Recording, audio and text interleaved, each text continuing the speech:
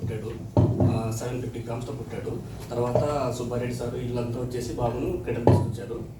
అప్పటి నుంచి ఇంకా బాబు పుట్టిన 3 డేస్కి ఇక్కడ అదే సార్ చెప్పినట్టు రంధ్రం పడింది ఒకటి. ఆ రంధ్రం పడిన తర్వాత సర్జరీ చేసి మళ్ళీ తర్వాత షుగర్ పెట్టుకున్నారు సార్ వాళ్ళు. అక్కడ పెట్టుకొని చాలా జాగ్రత్తగా ఎలా చూసుకున్నారంటే నాకు తెలిసి నేను డైలీ వచ్చేవాడిని, ఎక్కడి నుంచి నాగోల్ నుంచి వచ్చేవాడిని బాబు దగ్గర చూసుకోవడానికి. ఎలా చూసుకున్నారంటే సిస్టర్స్ కానీ డాక్టర్స్ కానీ చాలా అంతకంటే నేను చెప్పలేను. ఎందుకంటే ఆ బాధ ఏంటో నాకు తెలుసు. పుట్టినప్పుడు ఎలా ఉన్నాడు ఏంటనేది నేను చూశాను. పుట్టినప్పటి నుంచి నేను ఉన్నా కాబట్టి మదర్ అంటే హాస్పిటల్ ఉంటుంది, తను రాలేకపోయింది, నేనే వచ్చాను కాబట్టి. కానీ ఇది మాత్రం చెప్పాలంటే మేము వస్తే హోప్స్ లేవు, కానీ ఆ హోప్స్ని కూడా క్రియేట్ చేశారు సార్ వాళ్ళు, డాక్టర్స్ అలా చేశారు. ఇదైతే నాకు చాలా హ్యాపీగా చాలా ప్రౌడ్గా ఫీల్ అవుతున్నాను. మా బాబు చాలా సేవ్ చేసినాను.